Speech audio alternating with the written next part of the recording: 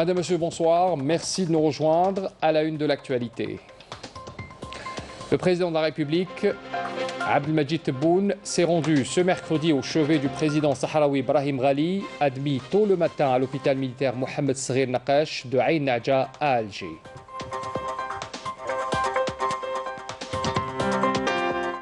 Le départ du président sahraoui de l'Espagne après son séjour médical est un épilogue à l'une des crises les plus virulentes entre le Makhzen et le Royaume d'Espagne. Pour en parler, je reçois ce soir sur le plateau Brahim Zitouni, analyste politique.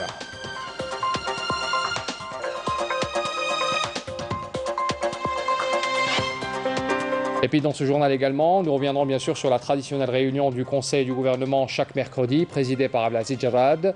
Une réunion consacrée par visioconférence à plusieurs décrets exécutifs et des exposés relatifs à plusieurs secteurs. Nous y reviendrons tout à l'heure.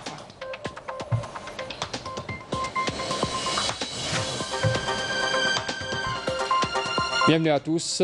Pour commencer d'abord, le président de la République, Abdelmadjid Tebboune, s'est rendu ce mercredi au chevet du président sahraoui Brahim Ghali, admis tôt le matin à l'hôpital militaire Mohamed Saghir Naqash de Ain Nadja à Alger.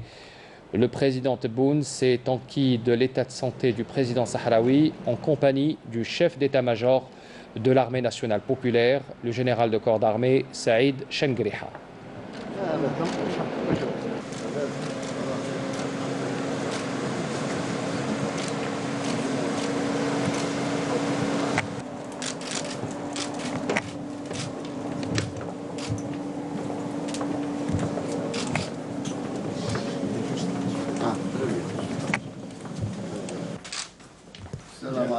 وعليكم السلام. والحوال سيد الرئيس. مرحبا.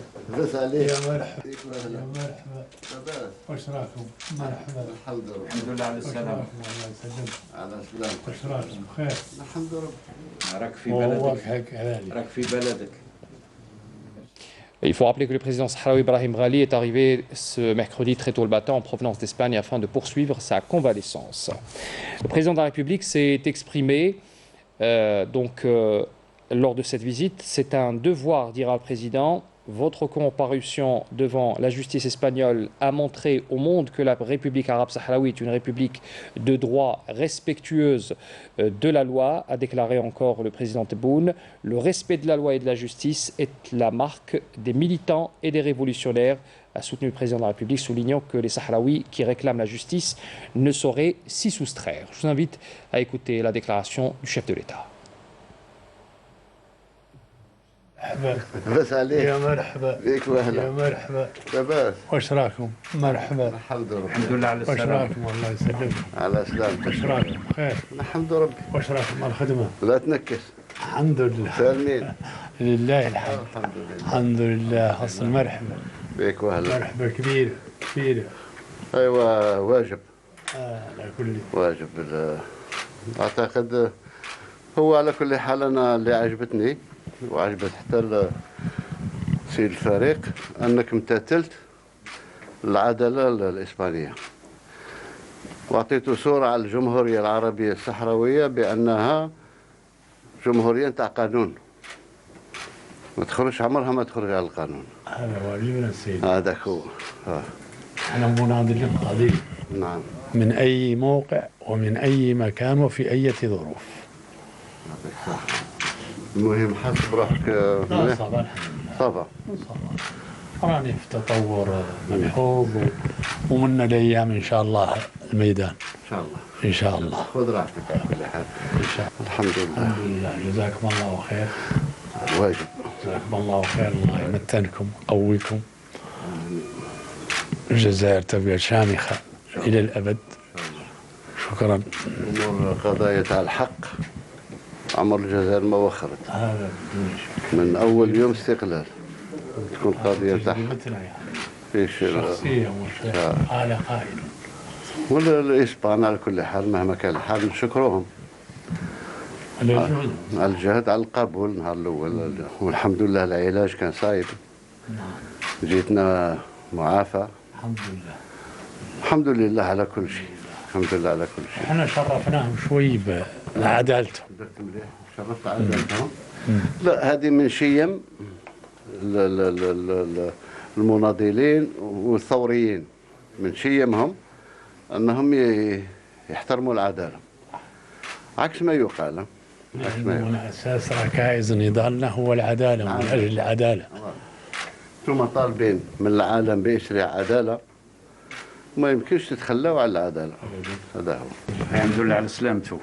الله يسلمك. الحمد لله على سلامته. الله يسلمك. يسلمكم جميعا ويمد في أعماركم إن شاء الله ويعطيكم. راك في بلدك. راك في بلدك.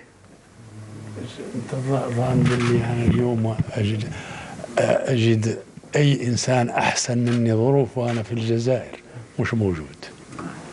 أراني في أحسن ظروف نفسية معنوية جسدية.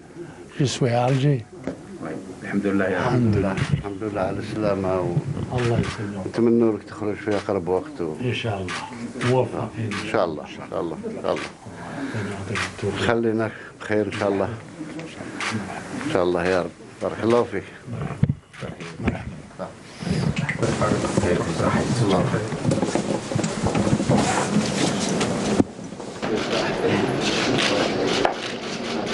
شكرا سيد الرئيس.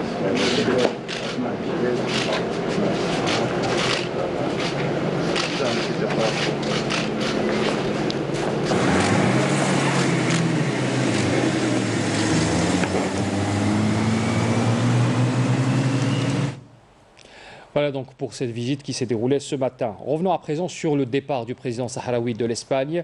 Après son séjour médical, c'est un épilogue à l'une des crises les plus virulentes entre le Makhzen et le Royaume d'Espagne. Le Makhzen marocain a essuyé plusieurs revers ces dernières semaines sur le plan politique, diplomatique, mais surtout militaire, vis-à-vis de l'Espagne, mais aussi des États-Unis. C'est un retour sur les faits de ces dernières semaines qu'on va voir à l'instant avec Nakhla Larbi. Échec et mat pour le Makhzen. Les manœuvres fomentées contre le président de la République arabe sahraoui démocratique, accusé de crimes de guerre, n'ont pas abouti. Le retour aujourd'hui à Alger de Brahim Rali est de fait un véritable camouflet pour le Maroc.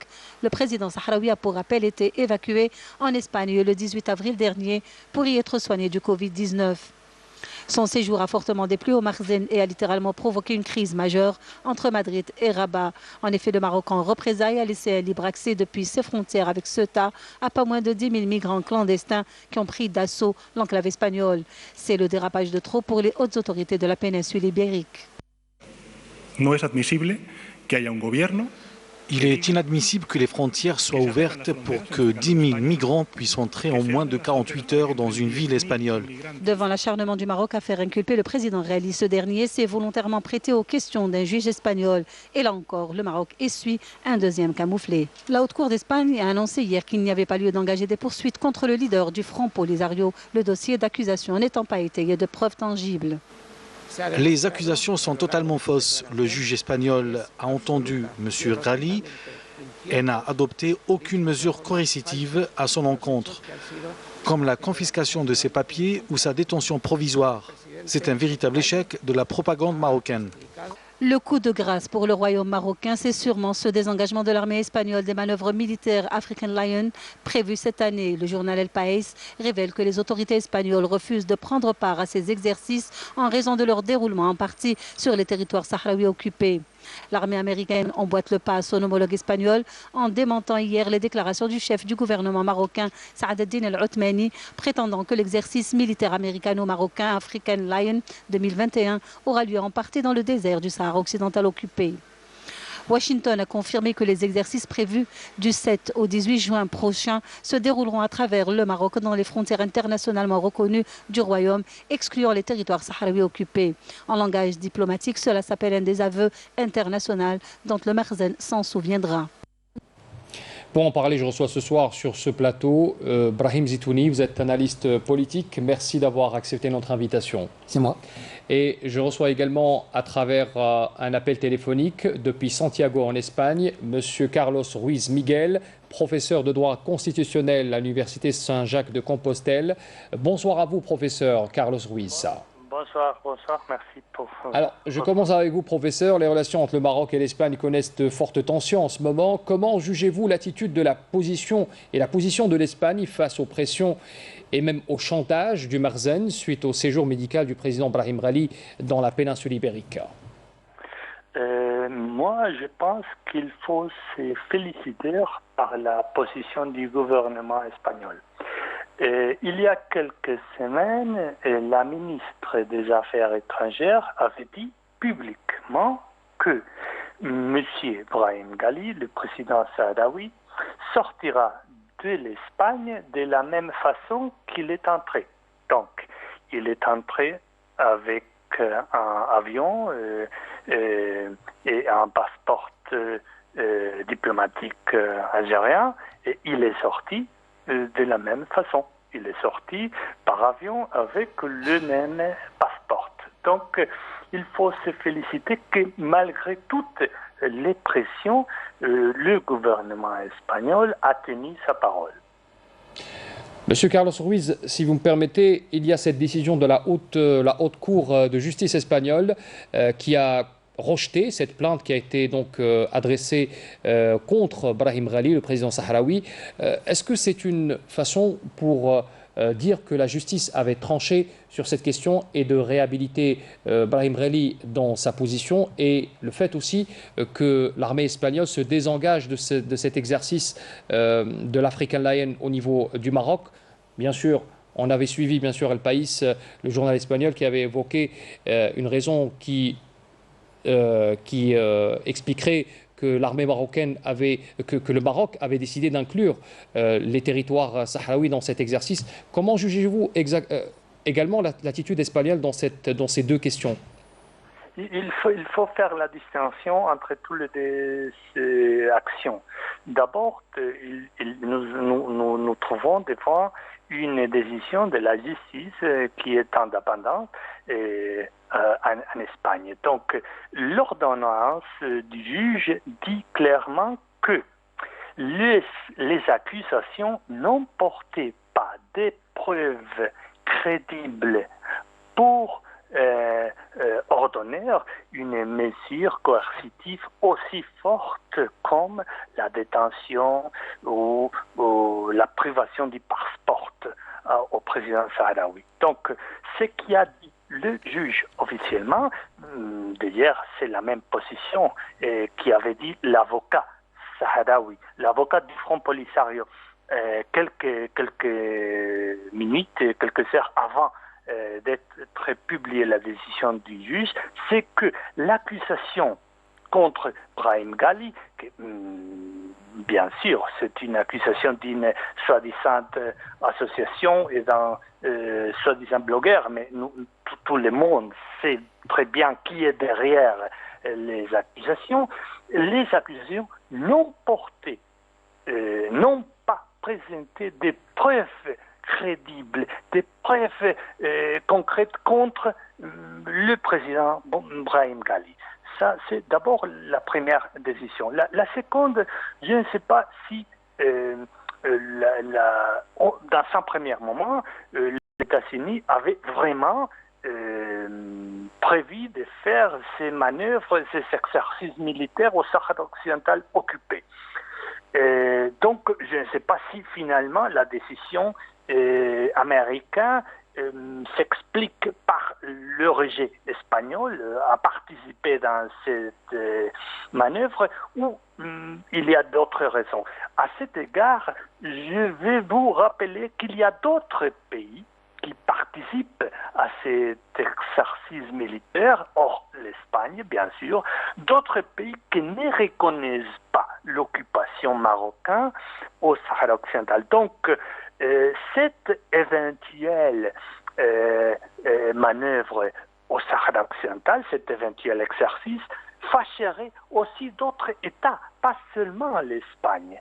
Et donc, la position américaine est une position sage et qui, c'est très important, contredit la déclaration de décembre, de novembre du ancien président Trump et l'accord tripartite Israël, Maroc, États-Unis de décembre qui prônait une reconnaissance d'une soi-disant souveraineté marocaine sur le Sahara occidental. Monsieur Carlos Ruiz Miguel, professeur de droit constitutionnel à l'Université de Saint-Jacques-de-Compostelle, merci d'avoir été avec nous à partir de Santiago, en Espagne. Merci encore une fois, professeur.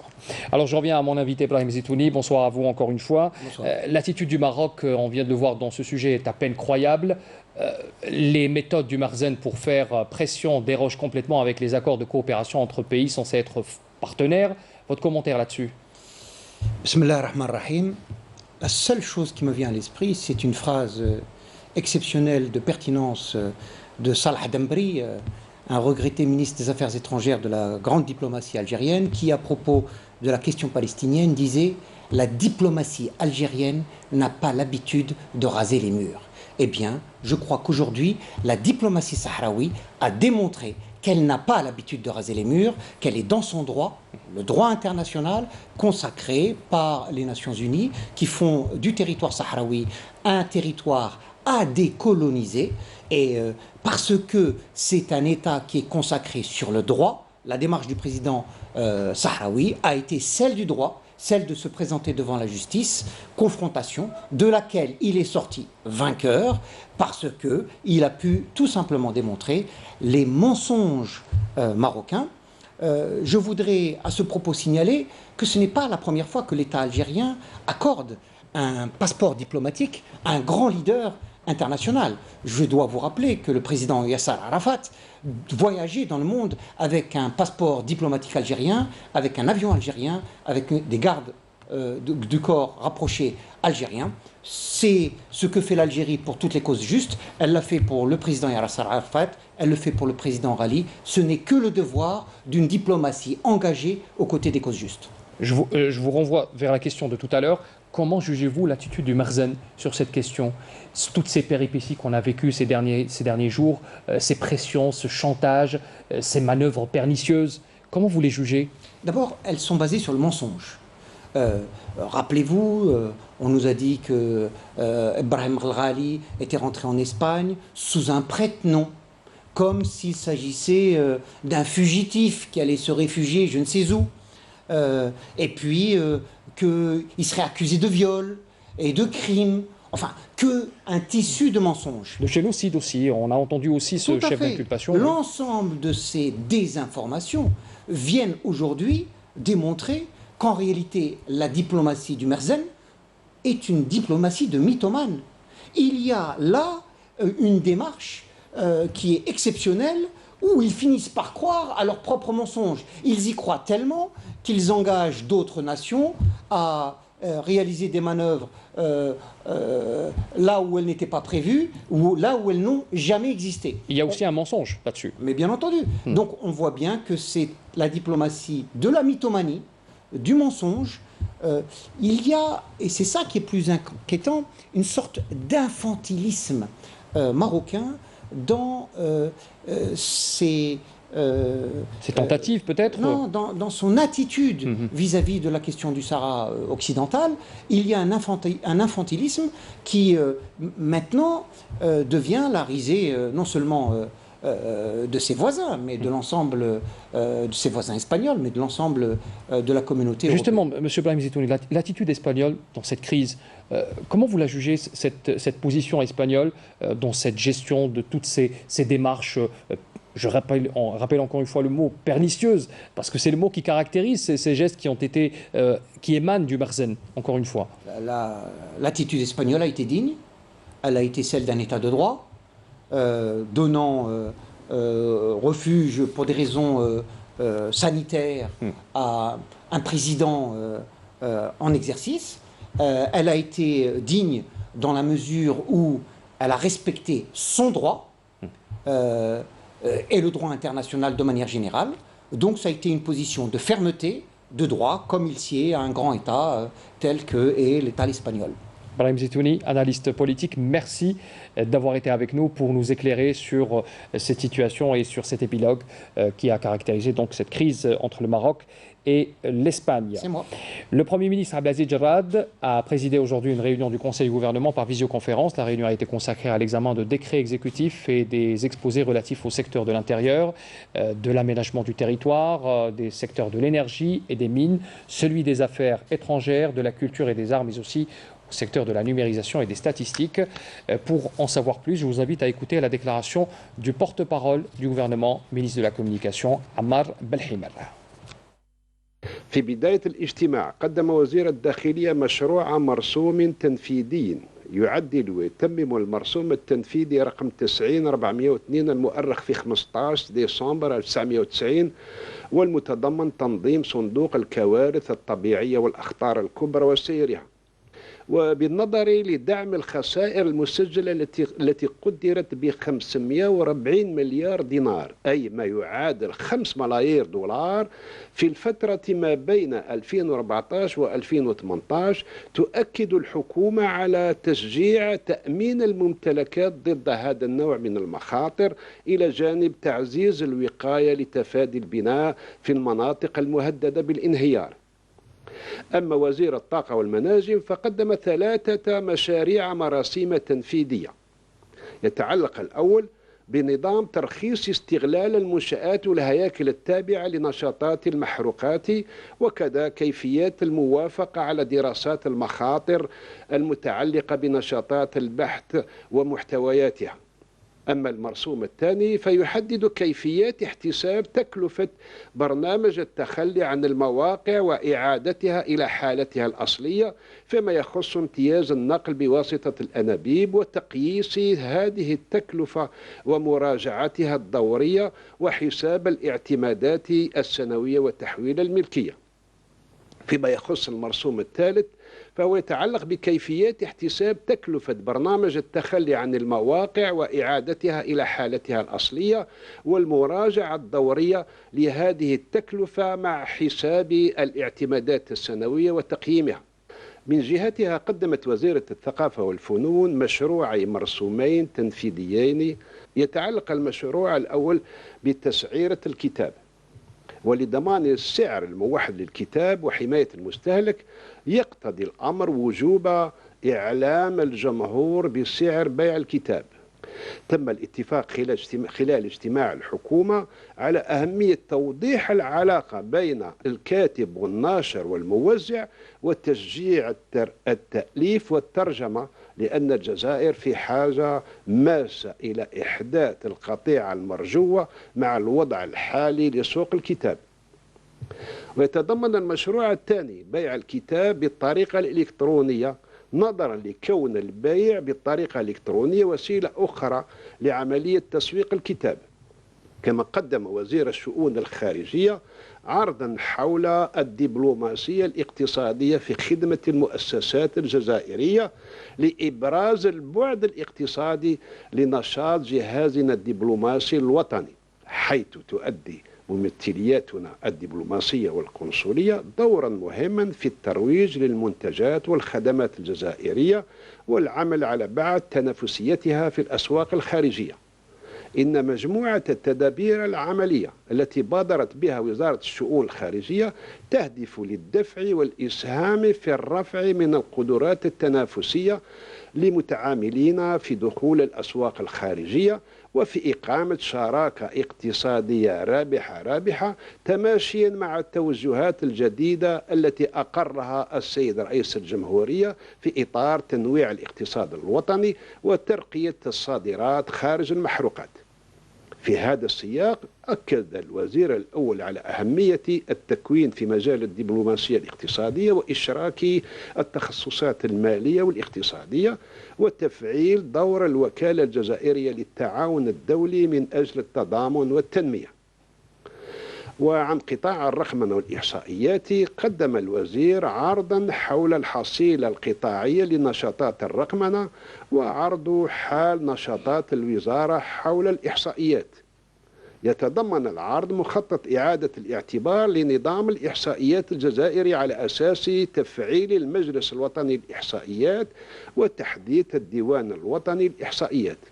كما تقرر تشكيل المجلس الوطني للإحصائيات وتوسيعه إلى خبراء.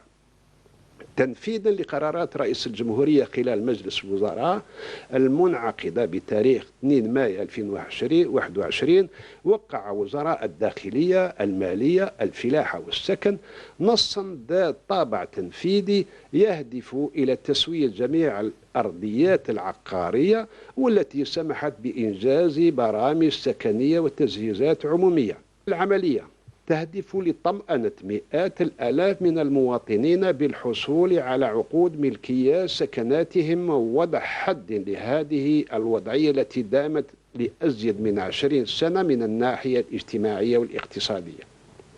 في ختام الاجتماع أكد الوزير الأول السيد عبد العزيز جراد على جملة من التوصيات تخص عددا من القطاعات هي كالتالي: بالنسبة لقطاع الرقمنة الوصول إلى أرضية تجمع معطيات كل المتعاملين.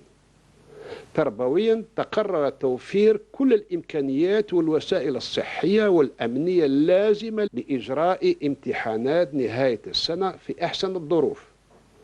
إطلاق حملة واسعة للتكفل بالصيانة والنظافة فيما يتعلق بجامع الجزائر في انتظار تفعيل هيئة تسيير هذا الصرح الديني. صحيا إنعاش وتوسيع حملة التلقيح ضد وباء كورونا مع الحفاظ دوما على التدابير والإجراءات الوقائية المتبعة. مواصلة فتح المجال الجوي أمام المسافرين وفقا لشروط حسنة مع ضرورة التقيد التام دوما باحترام إجراءات الوقاية والسلامة ضد كوفيد-19. وضمن قرارات اجتماع الحكومة لنهار اليوم قرر رئيس الجمهورية فتح خط جوي أسبوعي تجاه كل من فرانكفورت في ألمانيا وروما في إيطاليا. Le ministre des Affaires étrangères Sabri Boukadoum s'est entretenu ce mercredi avec son homologue togolais Robert Dussey sur les derniers développements enregistrés dans la région, notamment dans la République du Mali. Plus de 853 000 élèves de l'ensemble du territoire national sont concernés par l'examen de fin de cycle primaire 2020-2021. Le ministre de l'Éducation nationale Mohamed Ouadjout a donné ce matin depuis l'école primaire 19 mars 1962 de Bourj Badji Mourtal le coup d'envoi officiel de l'examen de fin de cycle primaire. Et puis législative du 12 juin, dernière ligne droite de la campagne, les candidats aux législatives ont réitéré avec insistance à l'entame de la 3e et dernière semaine de la campagne électorale le rappel aux électeurs à un vote massif le jour J. Camélia Melel. Lors d'un rassemblement à Médéa, le président du Front National algérien, Moussa Touati, a indiqué que le peuple algérien aspire à un changement profond et radical, aussi bien dans la pratique politique que la gestion des affaires de la communauté nationale. Animant des meetings populaires dans les wilayas de Annaba et de Tébessa, la présidente du parti Tajammoua Amal el-Jazair, Fatima Zohra Zarwati, a plaidé pour l'amélioration des conditions de vie des habitants dans les régions reculées et les zones rurales. En campagne à Relizane et à Achlef, Issa Belhadi, secrétaire général du Front de la Bonne Gouvernance, a appelé les Algériens à une forte participation au scrutin du 12 juin et à ne pas manquer ce rendez-vous qu'il a qualifié d'important et de décisif pour concrétiser le changement voulu. Lorsque nous serons dans les institutions de l'État, nous œuvrerons pour appliquer la bonne gouvernance, notamment en matière de gestion des finances. C'est ce qu'a déclaré Ahmed Laroussi Louibet, président du parti El Wassit Siassi, à partir d'Oum El Bouakhi de Batna. Dans un meeting tenu à Blida, le président du parti Tala'i al-Hurriyat, Reda Benounnen, s'est engagé à œuvrer à la revalorisation de cette région et de lui accorder l'intérêt nécessaire vu les richesses qu'elle recèle. Il a appelé les habitants à investir davantage dans le secteur agricole. Pour Jamel Benziyadi, président par intérim du Parti de la Liberté et de la Justice, qui a animé un meeting à Tébessa, s'est dit confiant que son parti contribuerait au changement des anciens aspects qui faisaient plonger la scène politique dans la médiocrité. Le secrétaire général du parti du Front du militantisme national, Abdallah Haddad, a appelé depuis l'Ulma dans la wilaya de Stif à la construction d'un rempart national contre tout ce qui tente de porter atteinte au processus électoral. Jamel Ben Abdeslam, président du Front de l'Algérie Nouvelle, a quant à lui appelé depuis les wilayas d'At-Taraf et de Batna les citoyens à voter massivement aux législatives du 12 juin. Il dira dans son discours que l'Algérie réalisera un double objectif, élire une APN forte et crédible et mettre en échec toute tentative d'affaiblir et déstabiliser le pays. Au cours des meetings organisés à Chlef et à Relisen, le secrétaire général du RND, Tayeb Zitouni, a insisté sur la nécessité de faire appel à la volonté des jeunes et plaidé pour de nouvelles compétences pour lancer le développement durable et global du pays. Devant ses sympathisants de la wilaya de Tismsilt, Abdelaziz Belaïd, président du Front Le Moustaqbel, a abordé plusieurs questions. Il a appelé notamment à élire des candidats compétents capables de servir le pays, relevant que le choix des représentants du peuple est une grande responsabilité. C'est la fin de ce journal. Merci de l'avoir suivi. Je vous souhaite une excellente soirée à tous.